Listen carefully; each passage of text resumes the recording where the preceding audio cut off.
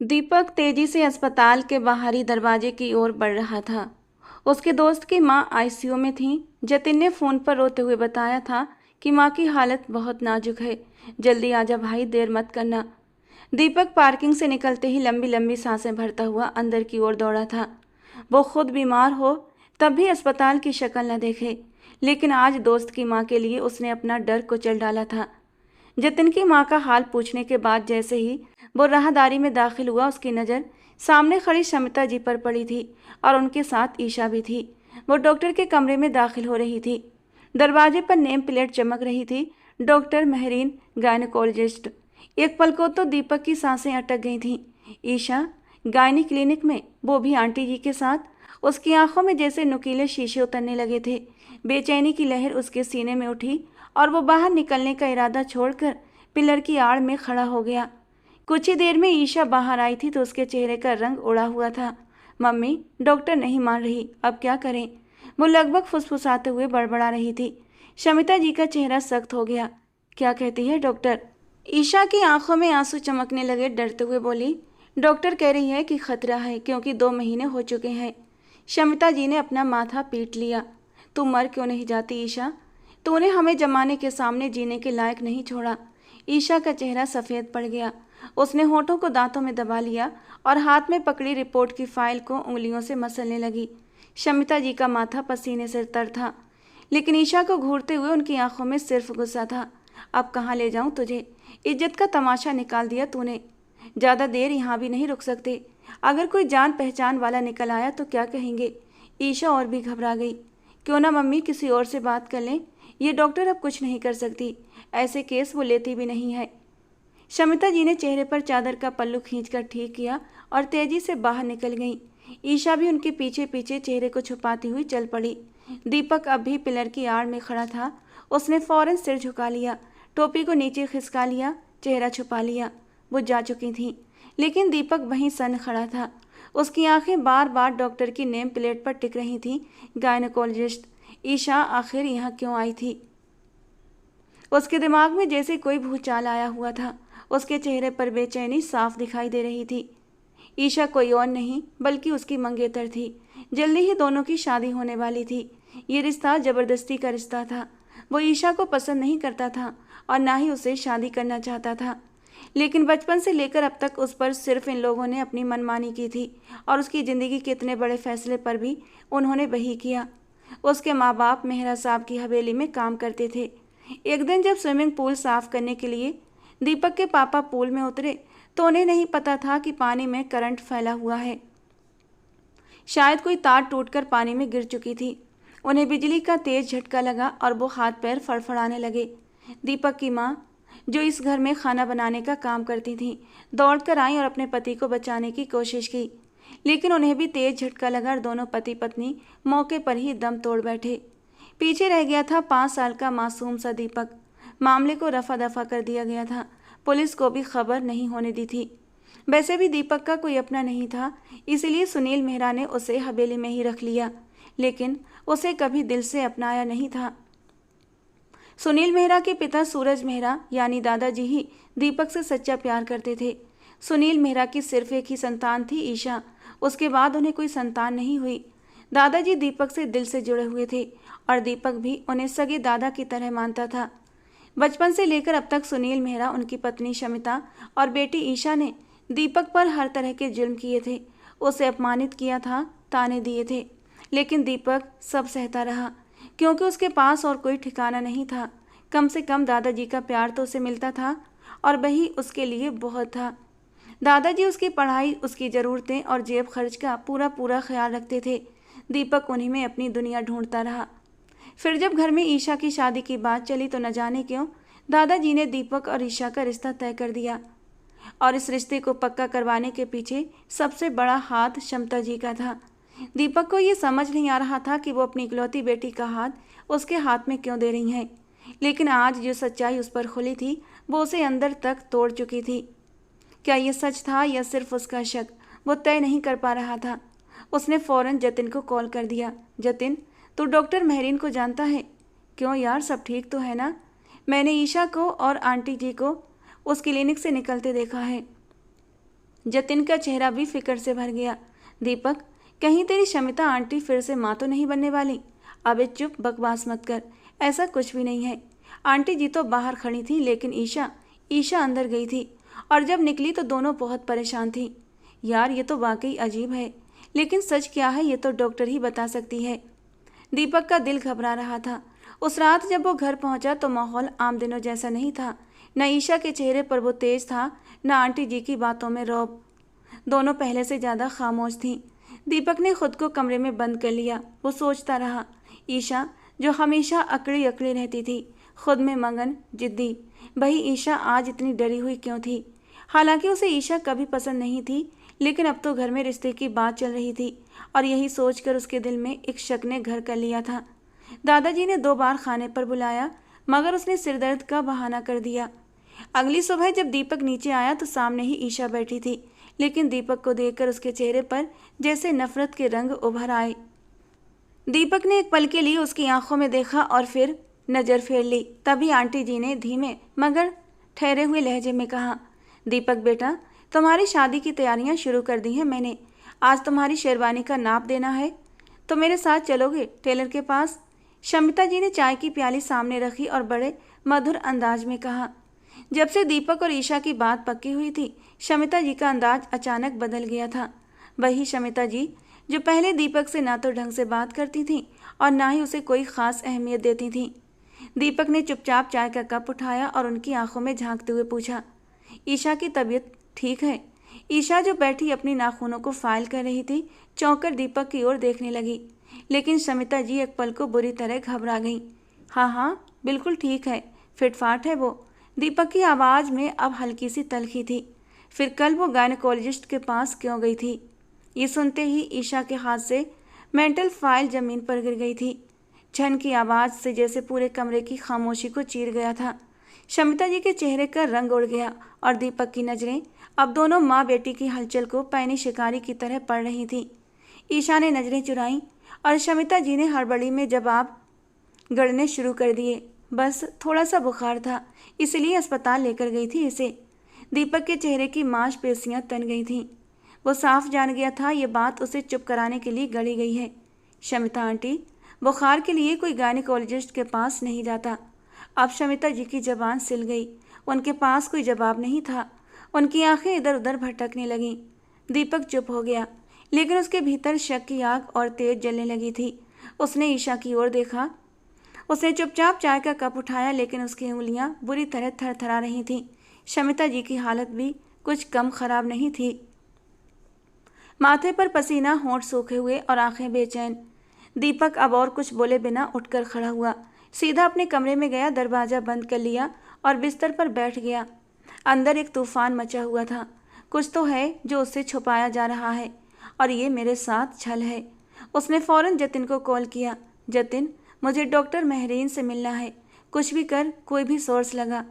जतिन ने बिना देर किए कहा, भाई इसमें सोर्स लगाने की क्या बात है, वो तो मेरी दोस्त है और इस अस्पताल की टॉप गायनेकोलॉजिस्ट है।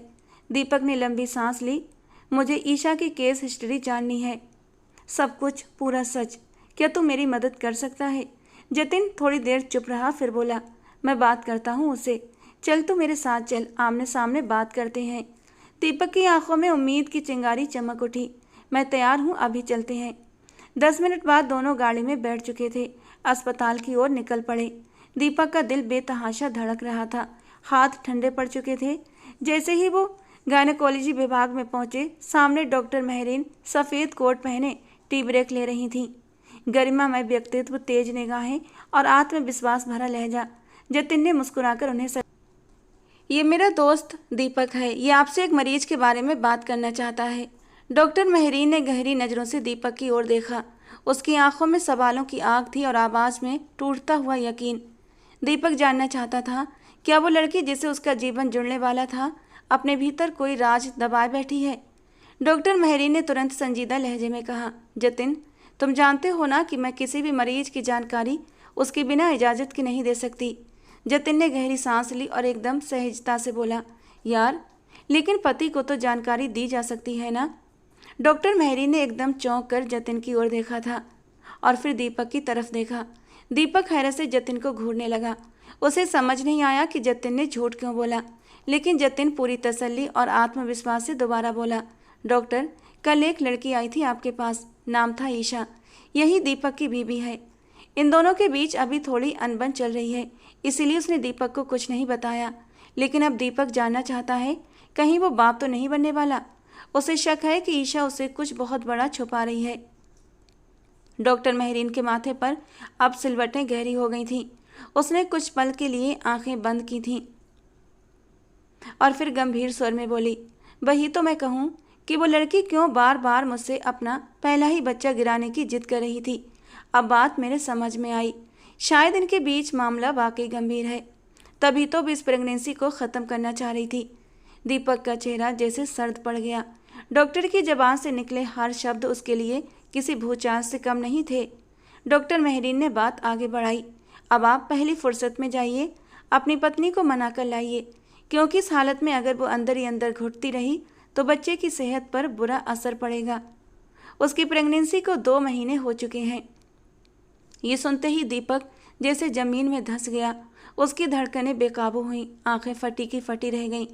डॉक्टर ने एक और बात जोड़ी, देखिए, उसने मुझ पर बहुत दबाव बनाया कि मैं किसी तरह ये बच्चा गिरा दूं, लेकिन मैंने मना कर दिया। मेरी प्रैक्टिस और मेरे उसूल इस बात की इजाज़त नहीं देते। और दीपक तो बस गुमसुम सा खड़ा था। तभी जतिन ने उसका कंधा छुआ और धीरे से पूछा, दीपक चलें? दीपक ने खाली नज़रों से उसकी ओर देखा। क्या आपको यकीन है कि वो 2 महीने की प्रेग्नेंट है? डॉक्टर मेहरी ने नज़रें झुकाकर सिर हिला दिया।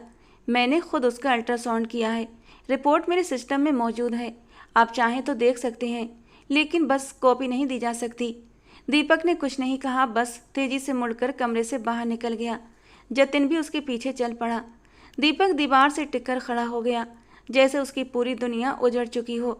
जतिन ने उसका कंधा थाम कर कहा, अब क्या करोगे दीपक? तुम्हें शमिता जी और ईशा ने इस कदर छलने की कोशिश की, भगवान जाने ये बच्चा किसका है, और अब वो इसे तुम्हारे सिर मरना चाहती है ताकि शादी करके अपने गुनाह पर पर्दा डाल सके। जतिन की आवाज़ में दर्द और गुस्से की हल्की हल्की चमक थी। एक बात तो तभी समझ आ गई थी मुझे, जब तुमने इस रिश्ते का जिक्र किया था मुझसे। जिन लोगों ने सारी उम्र तुम्हें बोझ समझा, वो अचानक अपनी बेटी तुम्हें देने के लिए कैसे राजी हो सकते हैं? लेकिन उस वक्त तुम्हारा दिल दुखाना नहीं चाहता था। शुक्र है वक्त रहते सब सामने आ गया। दीपक की आंखों में अब आंसू नहीं, सिर्फ नफरत और कुछ तसल्ली थी। जतिन, मैं किसी भी हालत में ये रिश्ता नहीं करूँगा। मुझे अफसोस है यार, पर कम से कम अब सच्चाई तो सामने आ गई। दीपक ने गहरी सांस लेते हुए कहा, हाँ जतिन, आज पहली बार मुझे लग रहा है कि मैं सच में खुशकिस्मत हूँ कि शादी से पहले ही ये धोखा मेरे सामने आ गया, वरना जिंदगी भर जलता कुड़ता रहता। जतिन ने थोड़ी देर चुप रहकर कहा, लेकिन दीपक, ये इनकार तुम्हारे लिए आसान नहीं होगा। जानता हूँ, पर अब जो होगा वो देखा जाएगा। दीपक की आवाज़ थकी हुई थी। दोनों अस्पताल से बाहर निकले तो सूरज ढलने लगा था। दीपक का हर कदम भारी हो रहा था, जैसे शरीर चल नहीं रहा, सिर्फ घसीट रहा है। जब वो घर पहुंचा तो नौकर ने दरवाज़ा खोला, लेकिन दीपक पहली बार बिना कुछ बोले चुपचाप भीतर चला गया। जैसे ही उसने आंगन में कदम रखा, भीतर कोई जोरदार भूचाल सा उठ रहा था। दीपक को अचानक वो समय याद आ गया जब उसे सुनील मेहरा के हाथों बेरहमी से मार खानी पड़ती थी और शमिता जी नफरत से उसे धक्के देकर बाहर निकाल दिया करती थीं। स्कूल से आने के बाद पूरी दोपहरी वो बाहर गार्डन की सफाई किया करता था। जब तक काम पूरा नहीं हो जाता, उसे पानी भी पीने को नहीं मिलता था। ईशा की आंखों में भरी नफरत और तिरस्कार का हर पल उसके सामने घूमने लगा था, जैसे कोई राक्षस उसकी आत्मा को घेर रहा हो। लेकिन फिर दादाजी के हाथों हमेशा उसे प्यार मिला था, अपनापन मिला था।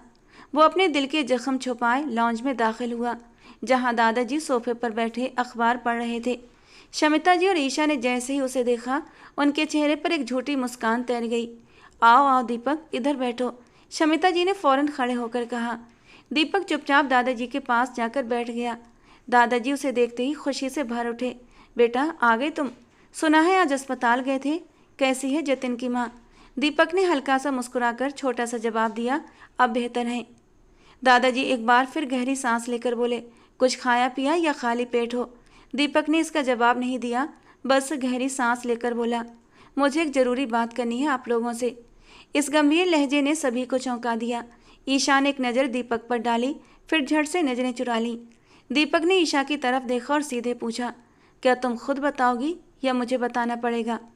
क्या बात है दीपक, ये तुम क्या कह रहे हो? शमिता जी ने चौंकते हुए पूछा। दीपक ने सीधे तौर पर कहा, ईशा माँ बनने वाली है। दीपक की ये बात जैसे बम की आवाज़ बनकर कमरे में गूंज उठी थी। हर तरफ सन्नाटा छा गया।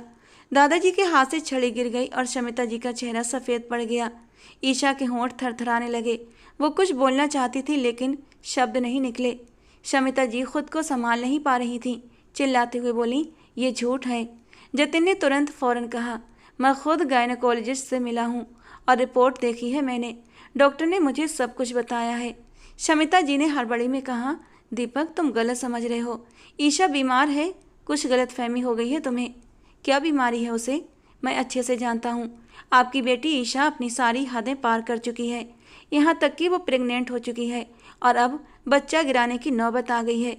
दीपक ने कड़वी सच्चाई बोली। ईशा ने आंखें बंद कर लीं।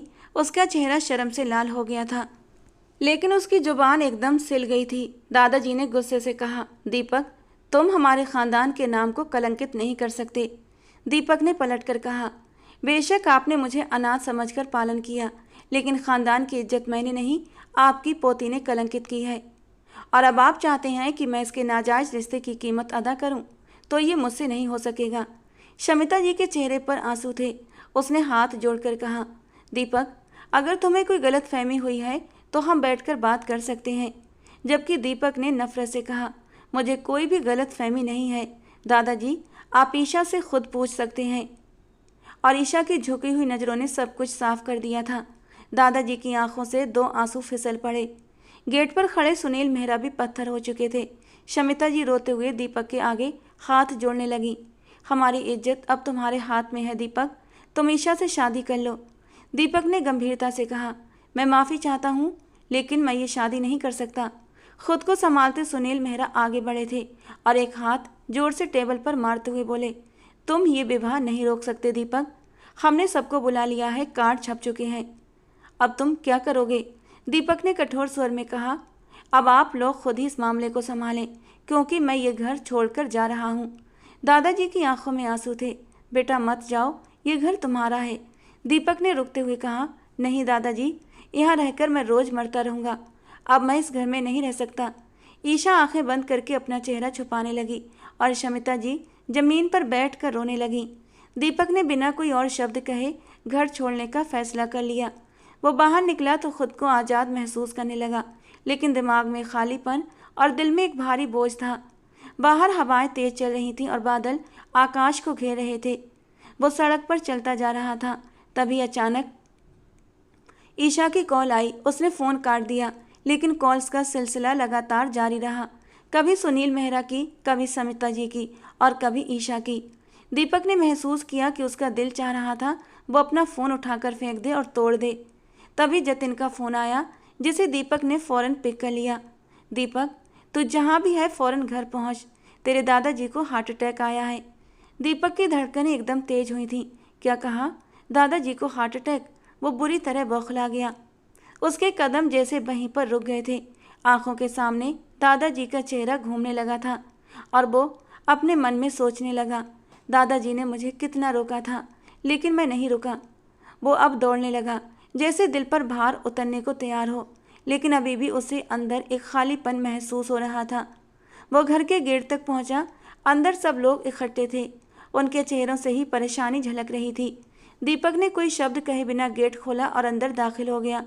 उसे लगा जैसे सब कुछ धुंधला हो रहा है और उसकी ज़िंदगी अब उसी दोराहे पर आकर खड़ी हुई जहाँ से वो पीछे नहीं जा सकता था। दीपक भागता हुआ दादाजी के कमरे की ओर दौड़ा। कमरे में दाखिल होते ही उसकी नज़र बिस्तर पर लेटे दादाजी पर पड़ी थी। वो ऑक्सीजन मास्क लगाए हुए थे। एक नर्स सामने खड़ी थी और डॉक्टर दवाइयाँ लिख रहा था। दीपक हाँफते हुए उनके करीब पहुंचा था। दादाजी, दादाजी। दादाजी ने आंखें खोलने की कोशिश की। कांपते हुए लबों से बोले, दीपक तू आ गया? मैं आ गया दादाजी, देखिए मैं आ गया। दीपक ने उनके हाथ थाम लिए। दादाजी की आंखें भर आईं। उन्होंने धीमे स्वर में कहा, बेटा बस एक आखिरी बात मान ले मेरी, ईशा से शादी कर ले, हमारी इज्जत का मान रख ले।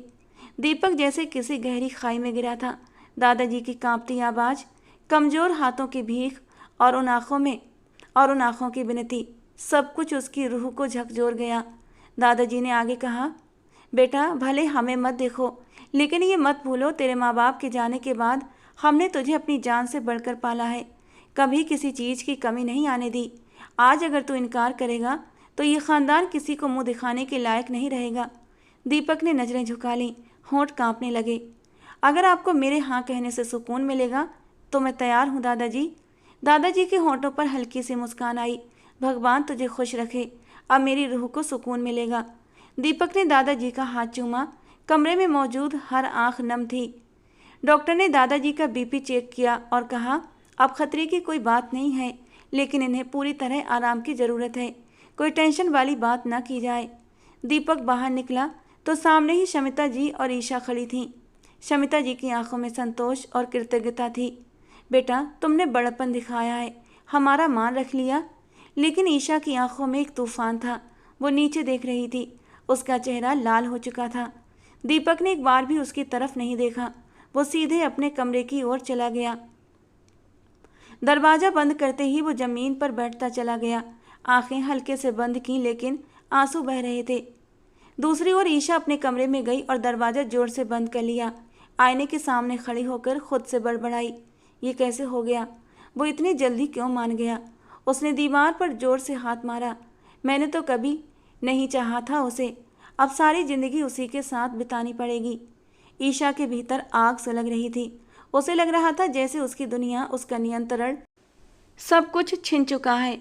उसी रात शमिता जी दीपक के कमरे में आई। बेटा कल शाम को ही शादी रखी गई है, पापा जी की हालत और इंतजार नहीं करने दे रही। दीपक ने चुपचाप सिर हिला दिया था। अगले ही दिन दोनों का बेहद सादगी से विवाह हो गया था। शमिता जी ने ऊपर का हिस्सा उनके लिए सेट करवा दिया था।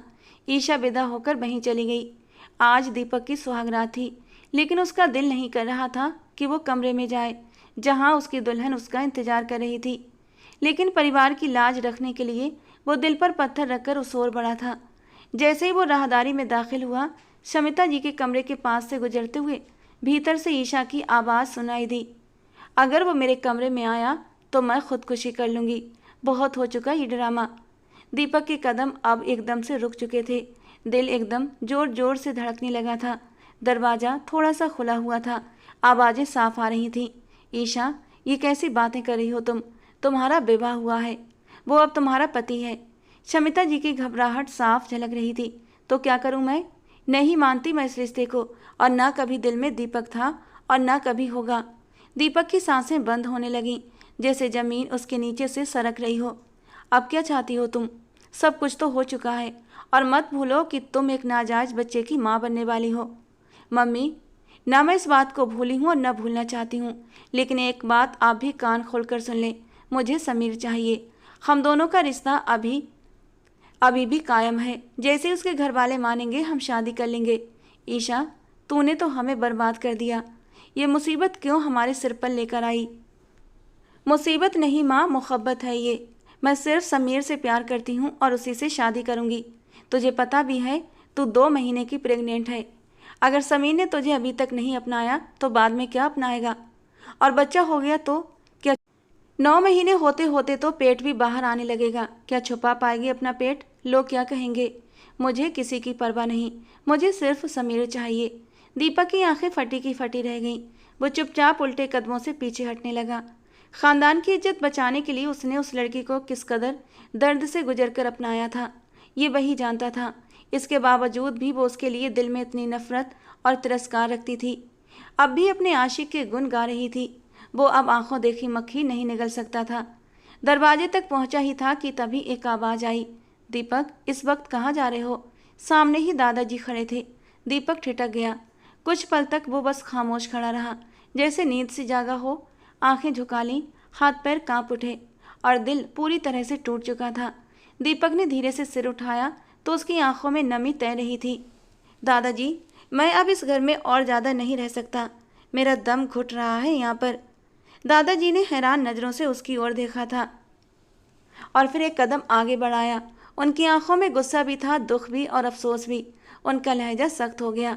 दीपक, तुमने वादा किया था, तुमने कहा था ये रिश्ता निभाओगे।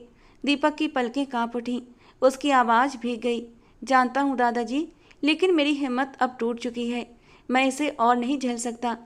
एक ऐसी लड़की जिसने पहली रात ही मुझे ठुकरा दिया। मैं उसका पति कहलाने के काबिल नहीं और वो मेरी पत्नी बनने के लायक नहीं। दादाजी के चेहरे की झुर्रियां और भी गहरी हो गईं। उन्होंने जैसे हाथ बढ़ाया कि दीपक को रोक लें, लेकिन दीपक तेजी से दरवाजे की ओर बढ़ा और बाहर निकल गया। नौकर भी कुछ कहने के लिए आगे बढ़ा था, लेकिन दीपक ने उसकी तरफ भी नहीं देखा। गेट खोला और गाड़ी में बैठते ही स्टीयरिंग को कसकर पकड़ लिया। इंजन स्टार्ट होते ही गाड़ी शहर की रोशनियों को पीछे छोड़ती हुई एक अनजाने सफर की ओर निकल पड़ी। आसमान पर बादल छाए हुए थे, सड़कें सुनसान थीं और हर चीज जैसे उदास थी, जैसे पूरी कायनात भी उसके दर्द में शामिल हो गई हो। दीपक को गाड़ी चलाते 1 घंटे से ऊपर हो चुका था। अब वो हाईवे पर पहुंच चुका था। दूर दूर तक कोई रोशनी नहीं थी, सिर्फ उसकी गाड़ी की हेडलाइट्स उस सुनसान अंधेरे को चीर रही थी। उसके दिमाग में बार बार ईशा की कड़कती हुई आवाज़ गूंज रही थी। अचानक उसने स्टीयरिंग पर जोर से मुक्का मारा था। उसकी आंखों से आंसू छलक गए। वो रो नहीं रहा था, बस भीतर ही भीतर फट रहा था। कितना झूठ है समाज में, वो धीरे से बुदबुदाया। हर बार कहा जाता है कि लड़कियां मजबूर होती हैं, लेकिन कोई ये क्यों नहीं देखता कि लड़के भी मजबूरी की जंजीरों में जकड़े होते हैं, अपनी मर्जी से जी भी नहीं सकते। वो खुद से पूछ रहा था, आखिर मैंने ये शादी ही क्यों की? सिर्फ और सिर्फ सबकी खुशी के लिए ना। लेकिन ये सब करके मुझे क्या मिला? और तभी एक झटका लगा था उसे।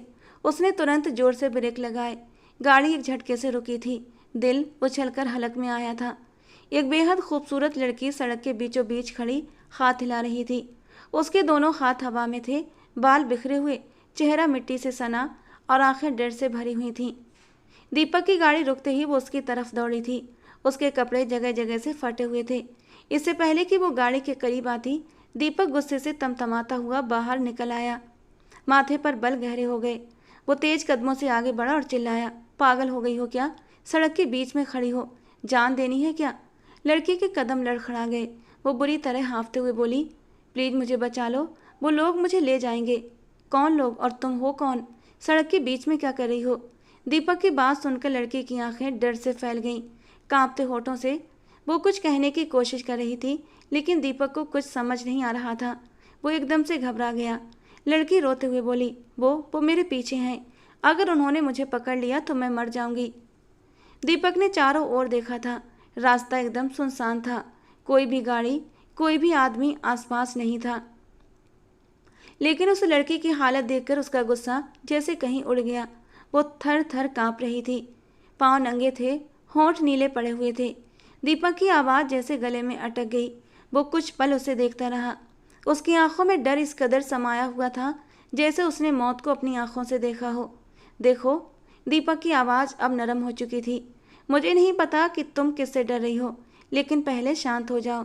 मुझे तसल्ली से बताओ तुम्हें किससे खतरा है और आखिर तुम्हें जाना कहाँ है? उसने एक पल रुककर गहरी सांस ली थी। देखो, जहाँ जाना चाहती हो मैं तुम्हें छोड़ दूंगा, भरोसा करो मुझ पर। इससे पहले कि अनिका कुछ कह पाती, उसकी आंखें बंद होने लगीं। वो अचानक लहराकर जमीन पर गिरने ही वाली थी कि दीपक ने झपट कर उसे थाम लिया। मगर अगर एक पल की भी देर होती तो शायद वो सिर के बल जमीन से टकरा जाती और गहरी चोट आ जाती।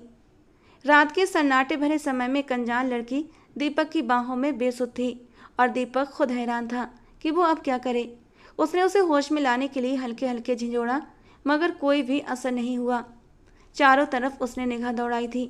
चारों ओर घुप अंधेरा, सुनसान सड़क और एकदम खामोशी। दूर दूर तक न कोई आदमी न कोई गाड़ी। घड़ी पर नजर डाली, रात के ठीक 2 बज रहे थे। वो सोचने लगा, यहाँ और खड़ा रहना खतरे से खाली नहीं है। और फिर उसने अनिका को बड़ी सावधानी से उठाया, गाड़ी का पिछला दरवाज़ा खोला, सीट पीछे की ओर झुकाई और उसे धीरे से लिटा दिया। डैशबोर्ड से पानी की बोतल निकाली, कुछ बूंदें हाथ पर डाली और उसके चेहरे पर छींटे मारे। सुनो लड़की, होश में आओ, ये क्या हालत बना रखी है तुमने? अनिका की पलकें धीरे धीरे हिलने लगी थीं, होंठ भी धीरे धीरे थरथराने लगे थे, सांसों में हरकत लौटी। वो कराहती हुई बोली, वो लोग मुझे मार देंगे, मुझे बचा लो। दीपक ने बोतल उसके होठों से लगाई। उसने कुछ घूंट पानी पिया और आंखें खोल दी, लेकिन डर अब भी उसकी आंखों में गहराई से जड़ें जमाए बैठा था। कौन है वो लोग और क्या किया है उन्होंने? दीपक ने सख्त लहजे में पूछा। अनिका ने बस सिर हिला दिया, जैसे वो अभी कुछ नहीं कहना चाहती थी। दीपक की आंखों में उलझन साफ झलक रही थी। उसका खुद का दिमाग वैसे ही उलझा हुआ था और अब ये नई मुसीबत उसके सामने थी। आखिर कौन है ये लड़की, कहाँ से आई है, इस हाल में रात के इस पहर अकेली सड़क पर क्या कर रही है? ये सवाल उसके मन में एक के बाद एक गूंज रहे थे। उसने गाड़ी में चुप्पी तोड़ते हुए धीरे से पूछा, नाम क्या है तुम्हारा? कुछ पल के बाद एक टूटी हुई सी आवाज़ आई, मेरा नाम अनिका है। दीपक ने गाड़ी स्टार्ट की और बोला, अनिका, अगर कोई सुरक्षित जगह हो जहाँ मैं तुम्हें छोड़ सकूँ तो बताओ। अनिका ने धीरे से सिर हिला दिया, मुझे यहाँ किसी जगह का कुछ भी पता नहीं।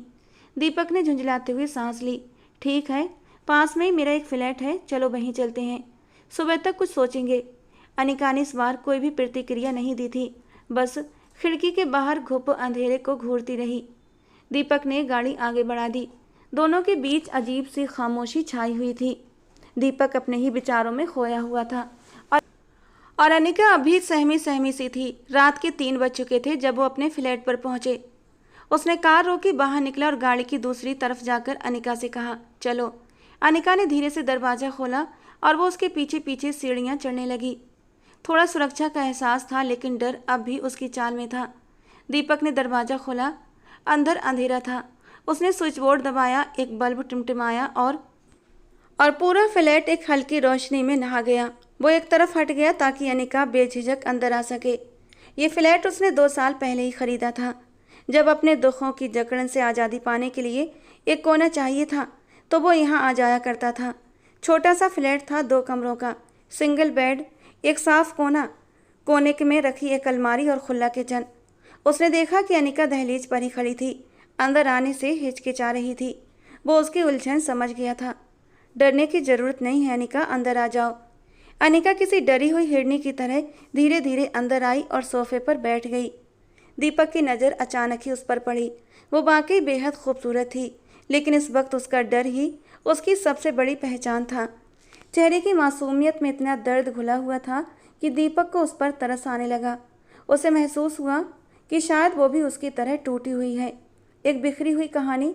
उसने धीरे से पूछा, देखो, अगर तुम्हें कोई जानता है, किसी का नंबर हो तो मुझे बता दो, मैं तुम्हें वहीं छोड़ देता हूँ।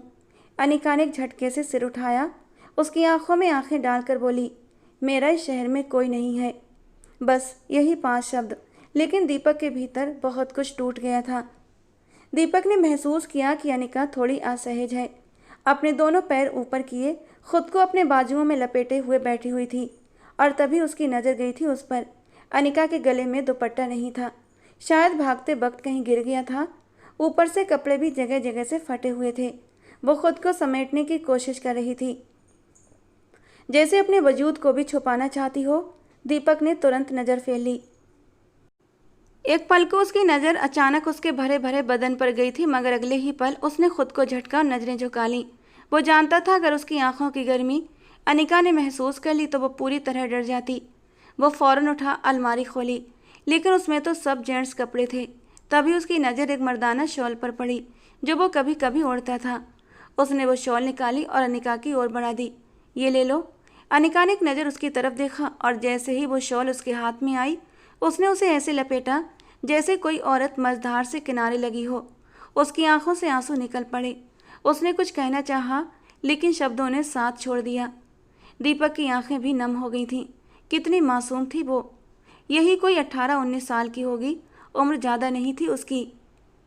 कौन सा तूफान उसकी ज़िंदगी में उतर आया था। दीपक ने धीरे से गिलास में पानी डाला और उसकी ओर बढ़ाया। अनिका ने चुपचाप कुछ घूंट पिए, सिर झुका लिया। दोनों के बीच फिर से खामोशी भर गई, खामोशी जिसमें दर्द था, डर था और एक बेगानापन। दीपक ने देखा कि अनिका की नज़रें बार बार उस पर उठ रही थीं और फिर झुक जाती। उसने धीरे से पूछा, भूख लगी है? अनिका ने हल्के से सिर ना में हिला दिया। कभी किसी मर्द पर भरोसा किया है? दीपक की ये बात सुनकर अनिका के चेहरे का रंग उड़ा था। उसकी आंखों में अचानक ही नमी तैरने लगी थी। फिर वो रुंधे गले से बोली, नहीं। तो फिर मुझ पर क्यों कर लिया? दीपक की आवाज़ में गंभीरता थी। अनिका की आंखों से आंसू बह निकले। भगवान जाने क्यों, लेकिन आप पर भरोसा हो गया। आप शायद ख़ास इंसान हैं। दीपक हल्के से मुस्कुराया। अगर मैं भगवान का ख़ास इंसान होता तो इतनी परख और चोटें ना मिलती मुझे। अनिका ने पहली बार उसके चेहरे को ध्यान से देखा और फिर बहुत धीमे स्वर में कहा, ख़ास लोग ही तो आजमाए जाते हैं। जालिम तो सुकून से जीते हैं। तकलीफ़ें सिर्फ उन्हें मिलती हैं जिन्हें ईश्वर चुनता है। उसकी बात सुनकर दीपक हैरत में पड़ गया। अनिका कह तो रही थी कि उसे दीपक पर भरोसा है, लेकिन उसकी आंखों में अब भी गहरा डर झलक रहा था। रात काफ़ी बीत चुकी थी, बल्कि अब तो आसमान पर हल्की रोशनी भी दस्तक देने लगी थी। दीपक का तन मन थकान से चूर हो चुका था। वो धीरे से उठा, क्योंकि अब वो और ज़्यादा उसे अपनी तरफ से यकीन नहीं दिला सकता था। उसने एक तकिया और एक कंबल उठाया और उसकी ओर बढ़ाते हुए कहा, तुम बेड पर जाकर आराम करो, मैं दूसरे कमरे में चला जाता हूँ। अनिका ने एक नज़र उसकी ओर उठाकर देखा था और फिर नज़रें झुका लीं। दीपक दरवाजे से निकलने से पहले रुका और धीमे स्वर में बोला, अगर तुम्हें किसी भी चीज़ की ज़रूरत हो तो बताना, मैं पास वाले कमरे में हूँ। और हाँ, अगर अब तुम थोड़ा सा सहज महसूस कर रही हो तो ये बाहर का दरवाज़ा बंद कर दूँ।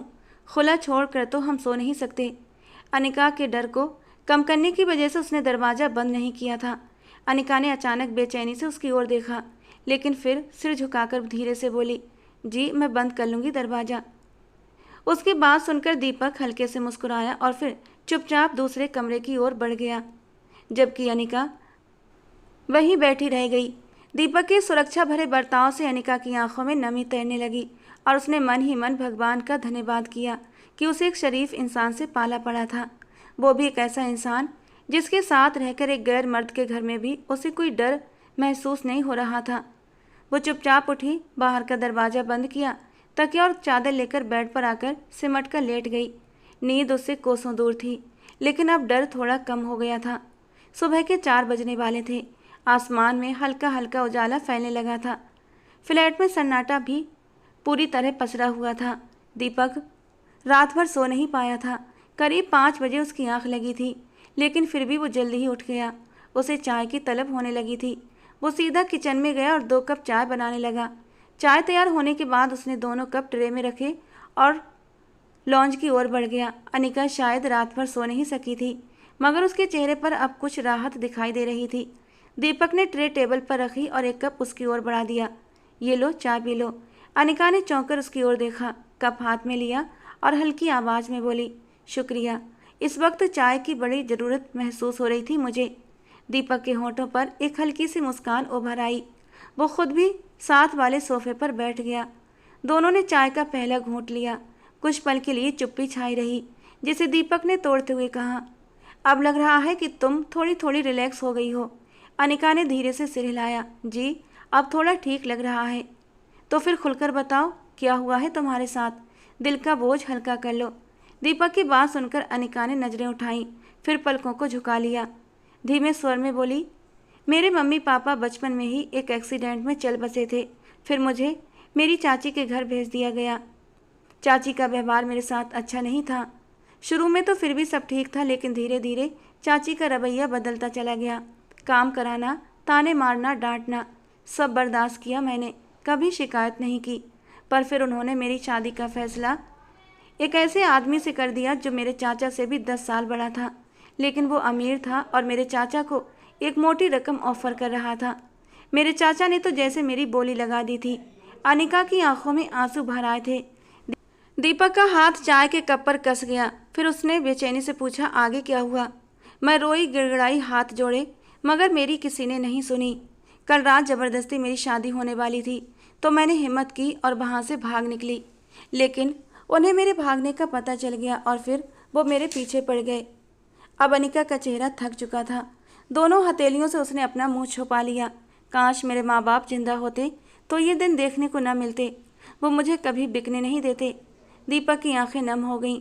कुछ देर तक वो बस उसे देखता रहा, फिर धीरे से बोला, अनिका, तुम्हारी कहानी सुनकर ऐसा लग रहा है जैसे तुम मेरी ही कहानी सुना रही हो। अनिका ने हैरानी से चेहरा ऊपर उठाया। मैं भी बचपन में अनाथ हो गया था। मेरे तो रिश्तेदार भी नहीं थे। मालिकों के रहम पर पला, लेकिन किसी को मेरी फिक्र नहीं थी। उन्होंने मुझे अपने मतलब के लिए पाला, मेरी भावनाओं की कीमत कभी नहीं समझी। दीपक हल्का सा मुस्कुराया। बड़ा अजीब इत्तेफाक है ना, हम दोनों ही भागे हुए हैं अपने अपने नर्क से। अनिका की आंखों में आंसू झिलमिलाने लगे थे, लेकिन होठों पर मुस्कान थी। दीपक ने चाय का आखिरी घूंट लिया, कप नीचे रखा और कुछ सोचने लगा। तभी अनिका ने उसकी बेचैनी महसूस कर ली थी। क्या हुआ, आप कुछ परेशान लग रहे हैं? दीपक ने एक लंबी सांस ली और कहा, मेरी बीवी तलाक मांग रही है मुझसे। अनिका की आंखें फैली। मतलब आप शादीशुदा हैं? दीपक ने नजरें चुरा लीं। पता नहीं, शायद हूँ शायद नहीं। ये कैसा जवाब हुआ? अनिका उलझन में बोली। सीधी बात क्यों नहीं करते? दीपक की आंखें भर गईं। शादी मेरी मर्जी से नहीं हुई है। उसने अपनी माँ से कहा था कि वो मुझे कभी अपना पति नहीं मानेगी। उसकी ज़िंदगी में कोई और था और वो उसके बच्चे की माँ बनने वाली थी। लेकिन परिवार की इज्जत के नाम पर मुझे बलि का बकरा बना दिया गया और अब वो तलाक मांग रही है। अनिका की पलकों पर नमी उतर आई। उसे एहसास हो गया था कि दीपक जो बाहर से हंसता कम है और चुप ज़्यादा रहता है, भीतर से कितनी बड़ी लड़ाई लड़ रहा है। कुछ पल खामोशी में बीते। दीपक ने छत की ओर देखा और बोला, कभी कभी लगता है मेरी किस्मत में मोहब्बत नहीं लिखी, सिर्फ आजमाइशें हैं, कुर्बानियाँ हैं और तन्हाइयाँ हैं। अचानक उसका फ़ोन बजा। उसने कॉल रिसीव किया और फिर बिना कुछ कहे फ्लैट से बाहर चला गया। वो सीधा सुनील मेहरा के घर पहुंचा था। वहां जाकर उसने ईशा को उसकी मांग के अनुसार तलाक दे दी, क्योंकि अब वो समीर से शादी करना चाहती थी। दादाजी तो काफ़ी नाराज़ हुए थे, लेकिन जब दीपक ने उन्हें सारी सच्चाई बताई तो वो बहुत दुखी हो गए थे। उन्होंने उसे सीने से लगाकर कहा, बेटा, मुझे नहीं पता था कि मैं तुझे कहाँ धकेल रहा हूँ। मैंने तेरे साथ बहुत गलत किया। दीपक ने उनका कांपता हुआ हाथ अपने हाथों में ले लिया, माथे पर प्यार किया और बोला, दादाजी, ये सब तो मेरी किस्मत में था, इसमें आपका कोई कसूर नहीं है। और फिर वो भरे हुए दिल के साथ उस घर से बाहर निकल आया। तलाक की कार्यवाही करने में उसे पूरे 2 दिन लग गए थे। जैसे ही दीपक ने अपने फ्लैट का दरवाज़ा खोला, वो एक पल के लिए ठिठक गया। दिल में एक डर था कि कहीं अनिका चली ना गई हो। लेकिन जब उसने अंदर कदम रखा तो सामने का दृश्य देखकर उसकी सांसें जैसे थम गईं। अनिका वहीं सोफे पर बैठी थी, किसी किताब के पन्ने उलट रही थी। दीपक को देखते ही उसने नज़रें उठाईं और हल्की सी मुस्कान दी। न जाने क्यों दीपक के दिल में एक अजीब सी राहत आई। वो इस उम्मीद पर था कि अनिका उसकी गैर मौजूदगी में फ्लैट में नहीं रुकेगी, लेकिन ये उसके लिए किसी सरप्राइज से कम नहीं था। वो लड़की न सिर्फ वहाँ पर मौजूद थी, बल्कि अब उस पर थोड़ा थोड़ा भरोसा भी करने लगी थी। 1 हफ्ता बीत चुका था। अनिका अब दीपक के फ्लैट में खुद को थोड़ा थोड़ा सहज महसूस कर रही थी। फ्लैट में 2 लोग थे, लेकिन एहसास धीरे धीरे एक ही छत के नीचे 2 अकेलेपन के मेल का हो गया था। दीपक रोज की तरह सुबह चाय बनाकर उसे देता, कभी सब्जी काटते हुए उसे मजाक में चिढ़ाता, तो कभी चुपचाप उसकी तरफ एक नजाकत प्यार भरी नज़र डालकर सब कह जाता जो लफ्ज़ों में कह नहीं पाता था। अनिका को ये सब अच्छा लगने लगा था। दीपक का उसका ख्याल रखना, उसके बिना बोले उसके मन की बातें समझ लेना, उसके डर को अपने प्यार भरे शब्दों से पहले ही पकड़ लेना, सब कुछ एक सुकून देता था उसे। पर हर रात जब वो सोने के लिए आंखें मूंदती, दिल में एक टीस उठती। मैं कौन हूँ? एक बेसहारा लड़की जिसकी कोई हैसियत नहीं। दीपक जैसा लड़का क्या सच में मेरे बारे में कुछ सोचता होगा? वो खुद ही अपने जज्बातों को रोक लेती थी, हर बार, हर शाम। और फिर वो रात आई। लगभग 2 बजे होंगे। बाहर तेज बारिश हो रही थी। बिजली की गड़गड़ाहट के साथ तेज हवा के झोंके खिड़की से टकरा रहे थे। अनिका अचानक चीखते हुए उठ बैठी। पसीने से उसका माथा भीग चुका था, सांसें बेकाबू थीं और आंखों में डर। नहीं नहीं, मुझे मत छुओ, वो चीखने लगी। दीपक तुरंत भागता हुआ उसके कमरे में आया था। अनिका, क्या हुआ? क्या कोई बुरा सपना देखा? वो कांप रही थी। दीपक ने बिना सोचे उसके पास बैठकर उसके कंधे थामे। शांत हो जाओ अनिका, सब ठीक है, मैं यहीं हूँ, देखो कोई नहीं है, बस मैं हूँ। अनिका की आंखें डरी हुई थीं। वो बिना सोचे समझे दीपक से लिपट गई। डर की वजह से उसका नाजुक वजूद कांप रहा था। दीपक एक पल को सन रह गया। उसकी धड़कनें तेज हुईं, पर उसने खुद को संभाल लिया। उसने अपने हाथ उसके सिर पर रखा था और उसके बालों में हल्के से उंगलियां फिराते हुए बोला, अब तुम्हें कोई कुछ नहीं कहेगा अनिका, जब तक मैं हूँ। तुम पूरी तरह सेफ हो। वो लम्हा बहुत गहरा था। अनिका पहली बार किसी के सीने से यूं लगी थी, जहाँ डर भी पिघल रहा था और सुकून भी छलक रहा था। उसकी आंखों से एक आंसू टपका जो दीपक की शर्ट में जा समाया। दीपक ने कुछ नहीं कहा, बस उसकी पीठ पर धीरे धीरे हाथ फेरता रहा, जब तक कि अनिका की कांपती सांसें सामान्य नहीं हो गईं। थोड़ी देर बाद वो अलग हुई और धीमे से बोली, माफ़ कर दीजिएगा, मैं बस बहुत ज़्यादा डर गई थी। दीपक ने हल्के से मुस्कुराकर कहा, कभी डर लगे तो बताना, छुपाना मत, मैं हर बार यूं ही दौड़ता चला आऊँगा। अनिका की आंखें उसकी आंखों से मिलीं और फिर कुछ पल जैसे थम गए। अगली सुबह जब अनिका अकेली बैठी थी, उसने खुद से सवाल किया, क्या ये रिश्ता सिर्फ पनाह है या धीरे धीरे मोहब्बत की शक्ल ले रहा है। लेकिन फिर उसने अपनी आंखें बंद कर लीं और वही पुरानी बात दोहराई, मैं उसकी ज़िंदगी में एक हादसे की तरह आई हूँ, मोहब्बत की तरह नहीं। दीपक आज ऑफिस से लौट रहा था, लेकिन आज उसके कदमों में अजीब सी बेचैनी थी। न जाने क्यों उसका दिल जाने अनजाने अनिका की ओर खींचने लगा था। सड़क पर गाड़ियों की रफ्तार से ज़्यादा उसकी सोचें दौड़ रही थीं।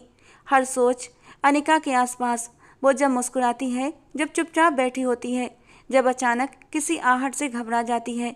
दीपक के दिल में अब एक अजीब सी हलचल होने लगी थी। तभी उसकी नज़र एक दुकान पर पड़ी। कांच की रंग बिरंगी चूड़ियाँ रखी थीं, कुछ लाल, कुछ हरी, कुछ नीली। बिना सोचे वो रुक गया और दुकान के अंदर चला गया। दुकानदार ने पूछा, भाभी जी के लिए? दीपक ने एक पल को चौंक उठा था, फिर मुस्कुराकर बोला, हाँ शायद। उसने ढेर सारी चूड़ियाँ खरीदी थीं। साइज का पता नहीं था, लेकिन दिल से चुनी थीं। फिर कुछ सूट, एक दो सलवार कुर्तियाँ, नाजुक से जूते और कुछ क्लिप्स भी। उसके बाद जब वो आगे बढ़ा तो एक स्टोर के सामने खड़ा हो गया, जहाँ लेडीज सामान रखा हुआ था। मन झिझका, लेकिन खुद से बोला, अगर मैं सच में उसका ख्याल रखना चाहता हूँ तो ये शर्म नहीं, जिम्मेदारी है मेरी। वो अंदर गया और कुछ बेसिक पर्सनल चीज़ें जिनकी हर लड़की को ज़रूरत होती है खरीद लीं। शर्म से चेहरा गर्म हो रहा था, पर दिल संतुष्ट था। जब दीपक घर पहुंचा, अनिका लॉबी में बैठी खिड़की के बाहर देख रही थी। उसे देखकर उसने हल्का सा सिर हिलाया और फिर नज़रें फेर लीं। दीपक सीधा अंदर गया और शॉपिंग बैग्स धीरे से टेबल पर रखते हुए बोला, ये सब तुम्हारे लिए है। अनिका ने चौंक कर उसकी ओर देखा। मेरे लिए? उसकी आवाज़ बहुत धीमी थी। दीपक थोड़ा झिझकता हुआ बोला, हाँ, मैं ऑफिस से लौटते वक्त कुछ देखा और फिर पता नहीं क्यों लगा कि तुम्हारे लिए ये सब होना चाहिए। उसने अटकते हुए एक बैग खोला, उसमें से चूड़ियों का सेट निकाला। मुझे लड़कियों के सामान की ज़्यादा तो समझ नहीं, लेकिन जो समझ आया वो ले आया हूँ। अनिका ने चूड़ियाँ देखीं और फिर कपड़े, और दूसरे बैग में रखी कुछ पर्सनल चीज़ें। उन चीज़ों को देखते ही अनिका का चेहरा शर्म से गुलाबी हो गया। दीपक को लगा कि जैसे वो कोई सीमा लांघ गया है। वो एकदम हड़बड़ाया था और जल्दी से सारा सामान दोबारा बैग में डाल दिया। अगर तुम्हें बुरा लगा हो तो मैं वापस कर दूंगा। लेकिन अनिका ने कुछ नहीं कहा। वो हल्की मुस्कान के साथ बोली, मुझे इन चीज़ों की वाकई ज़रूरत थी। उसकी मुस्कान धीमी थी, लेकिन दीपक के दिल तक उतर गई। मैं ये सब अंदर रख देती हूँ। दीपक वहीं खड़ा रह गया, उसके जाते हुए कदमों को देखता रहा। दिल में कुछ अजीब सा महसूस कर रहा था, और यह एहसास नया था, लेकिन बहुत अपना सा लगने लगा था। शायद अनिका अब सिर्फ उसकी फ्लैटमेट नहीं रही थी, धीरे धीरे वो उसके दिल की ज़रूरत बनती जा रही थी। अनिका ने आज पहली बार खुद को किसी के लिए सजाया था। दीपक के लाए हुए डार्क ब्लू सूट और कांच की चूड़ियाँ पहनकर वो सचमुच किसी परी जैसी लग रही थी। आईने में खुद को देखती हुई वो एकदम खुश हुई थी। उसे यकीन नहीं आया कि ये वही अनिका है। वो धीरे से मुस्कुरा दी, लेकिन तभी एक मुश्किल खड़ी हो गई थी। कुर्ते की पिछली डोरियां उसकी पहुंच से बाहर थीं। वो बार बार हाथ पीछे ले जाकर उन्हें बांधने की कोशिश कर रही थी, लेकिन हो नहीं पा रहा था। वो थोड़ा सा खींच गई कि तभी कमरे का दरवाज़ा हल्के से खुला और दीपक अंदर दाखिल हो गया। अंदर आते ही उसकी नज़र अनिका पर पड़ी। बिना दुपट्टे के, गीले बाल, हाथों में चूड़ियाँ और कुर्ते की फिटिंग में सजी सबरी वो लड़की एक पल में ही दीपक का दिल धड़का चुकी थी।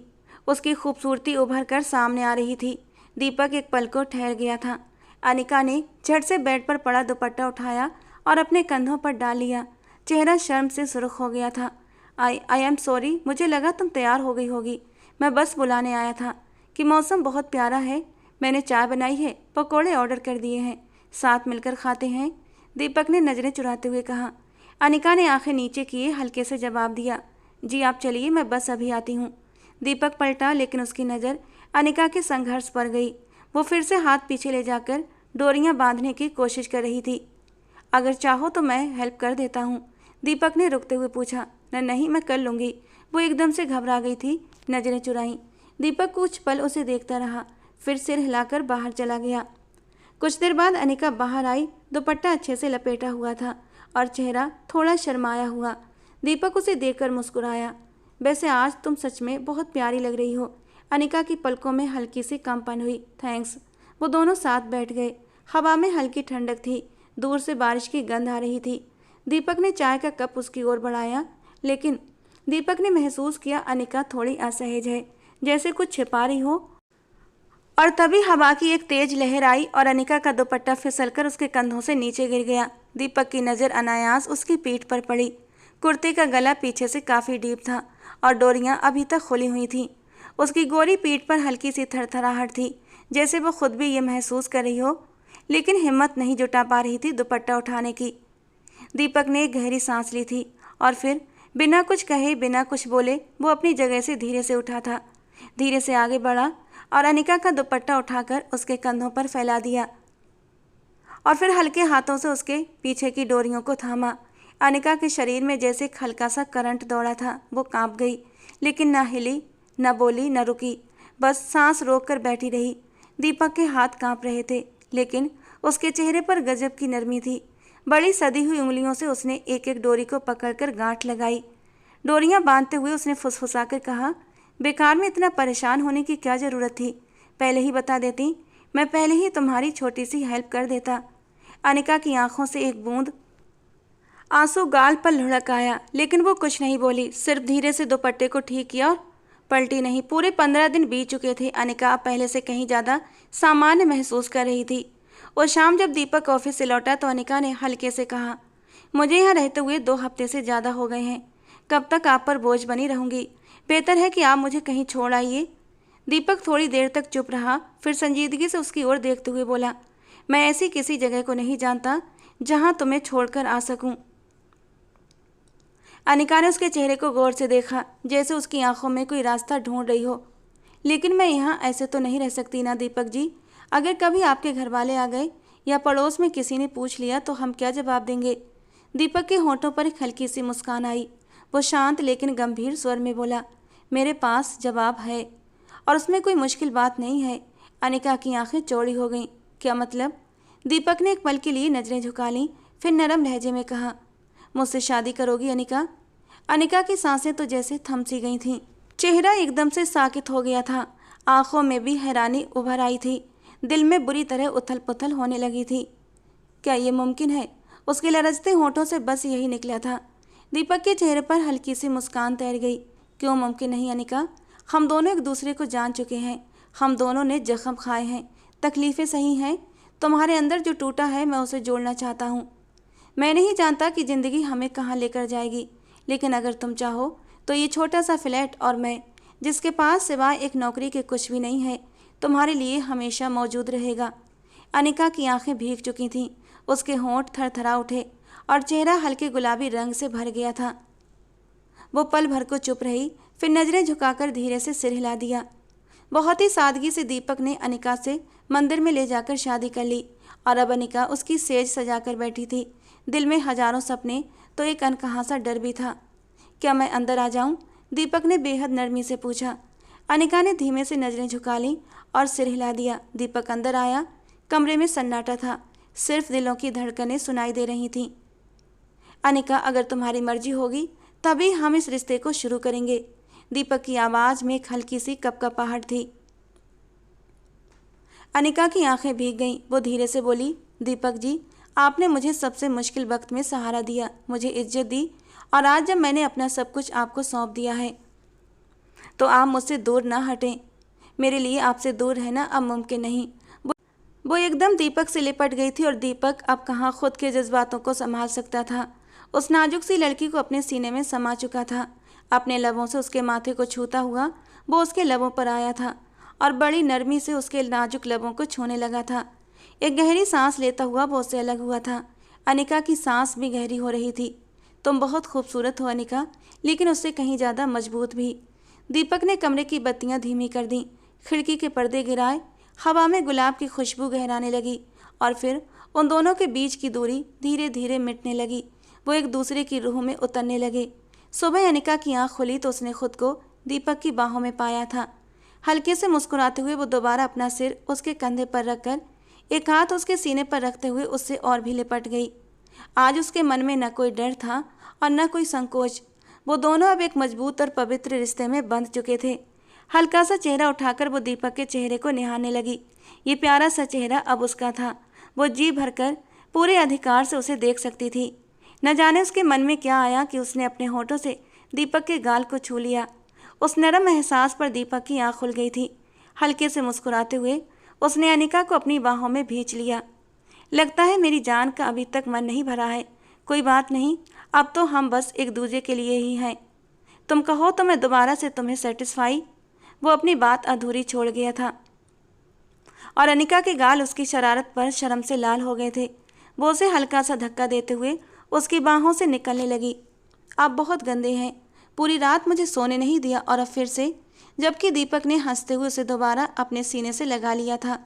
ये एक जिंदगी से भरा कह कहा था जो आज पहली बार उसके होठों से निकला था। न उसके जीवन में अब कोई गम था न कोई दुख। वो धीरे धीरे अनिका के नाजुक वजूद में फिर से खोने लगा। अनिका ने थोड़ा बहुत विरोध किया, लेकिन दीपक की शरारतें उसके वजूद पर हावी होने लगी थीं और फिर वो दीपक की छुअन में मदहोश होने लगी। उसने चुपचाप एक बार फिर खुद को दीपक के हवाले कर दिया। इस बार दीपक को ज़्यादा मेहनत नहीं करनी पड़ी, क्योंकि अनिका सिर्फ दीपक की वाइट शर्ट में थी। धीरे धीरे वो शर्ट के बटन खोलते हुए उसकी नरम धड़कनों पर झुक गया था। एक बार फिर कमरे में हल्की हल्की सरगोशियाँ और मीठी मीठी सिसकियाँ गूंजने लगी थीं। दीपक और अनिका की शादी को कुछ महीने बीत चुके थे। उनकी ज़िंदगी सादगी में लिपटी हुई खुशियों से भरी हुई थी। दीपक हर सुबह अपनी बाहों में सोई हुई अनिका को देखते हुए सोचता, कभी सोचा नहीं था कि ज़िंदगी इतनी खूबसूरत हो सकती है। फिर एक सुबह अनिका ने बड़ी मासूमियत से एक रिपोर्ट दीपक के सामने रखी थी और सिर झुकाकर धीमे से कहा, मैं माँ बनने वाली हूँ। दीपक का दिल जैसे किसी मासूम ताजगी से भर गया था। उसे खुद पर, जिंदगी पर और उस भगवान पर यकीन हो चला था जो देर से देता है मगर बहुत देता है। उसने तुरंत तय किया, हमें दादाजी से आशीर्वाद लेना चाहिए। वहाँ जाकर उसे पता चला कि उस पर जुल्म करने वालों पर भगवान ने अपनी लाठी तोड़ दी थी। अंकल जी का बिजनेस डूबने लगा था। शमिता जी अब बीमार रहने लगी थी क्योंकि ईशा की पूरी ज़िंदगी बर्बाद हो गई थी। वो जिस लड़के समीर से प्यार करती थी उसने उसे अपनाने से मना कर दिया था। उसका कहना था, जो लड़की शादी से पहले अपनी इज्जत किसी गैर मर्द के हवाले कर दे, मैं उसे अपनी ज़िंदगी में शामिल नहीं कर सकता। यहाँ तक कि उसने तो ईशा के पेट में पलने वाले बच्चे को भी अपनाने से इनकार कर दिया था। समीर का इंतजार करते करते ईशा के पेट में पलने वाला बच्चा 4 महीने का हो चुका था और डॉक्टर ने भी अबॉर्शन करने से साफ साफ मना कर दिया था। और फिर मजबूरन ईशा की शादी एक अधेड़ उम्र के आदमी से करनी पड़ी जिसकी पहली पत्नी मर चुकी थी और उसके 2 बच्चे थे। यहाँ पर थोड़ा ये अच्छा हुआ था कि वो आदमी थोड़ा सा भला आदमी था। उसने ईशा के नाजायज बच्चे को अपना लिया था। लेकिन ईशा अब रोती थी, तड़पती थी कि उसकी इज्जत भी चली गई और उसे उसकी मोहब्बत भी नहीं मिली। ये सच्चाई जानकर दीपक ने गहरी सांस ली थी। जो जैसा करता है उसे वैसा ही फल मिलता है। शमिता जी ने और अंकल जी ने उससे माफ़ी मांगी थी, जिन्होंने बचपन से लेकर अब तक सिर्फ और सिर्फ उसका इस्तेमाल किया था और उसने उन लोगों को दिल से माफ़ कर दिया था। दादाजी ने कहा था कि तुम अनिका को लेकर यहीं आ जाओ और यहीं रहो सबके साथ, लेकिन अब उसका दिल नहीं करता था इस घर में आने का। वो अपनी अनिका के साथ उसी छोटे से फ्लैट में खुश था। वो अनिका के साथ वापस लौट आया था। उसने प्यार से अपनी बीवी की ओर देखा था, जिसे इतनी खूबसूरत प्यार करने वाली पत्नी मिली थी। सच कहते हैं, अगर आप चरित्रवान हैं तो आपको लाइफ पार्टनर भी चरित्रवान ही मिलेगा। और उसकी अनिका बहुत मासूम थी, चांद की उजली चांदनी की तरह एकदम साफ, सूरज की पहली किरण की तरह एकदम पवित्र और अनछुई। उसे अनिका पर बेहद प्यार आया था और उसने उसे खींचकर अपने सीने से लगा लिया। अगर उस रात अनिका उससे न टकराई होती तो शायद वो ईशा के साथ तड़प तड़प कर अंदर ही अंदर घुट घुट कर जिंदगी गुजार रहा होता। लेकिन उसकी किस्मत में खुशियाँ थीं और उसे उसके हिस्से की खुशियाँ मिल गई थीं। तो दोस्तों, आज की हमारी ये कहानी आपको कैसी लगी कमेंट बॉक्स में ज़रूर बताना। पसंद आई हो तो प्लीज़ लाइक करना। रोज़ एक नई कहानी के लिए हमारे चैनल को भी सब्सक्राइब करना। मिलते हैं दोस्तों अगली किसी नई और रोमांटिक कहानी के साथ।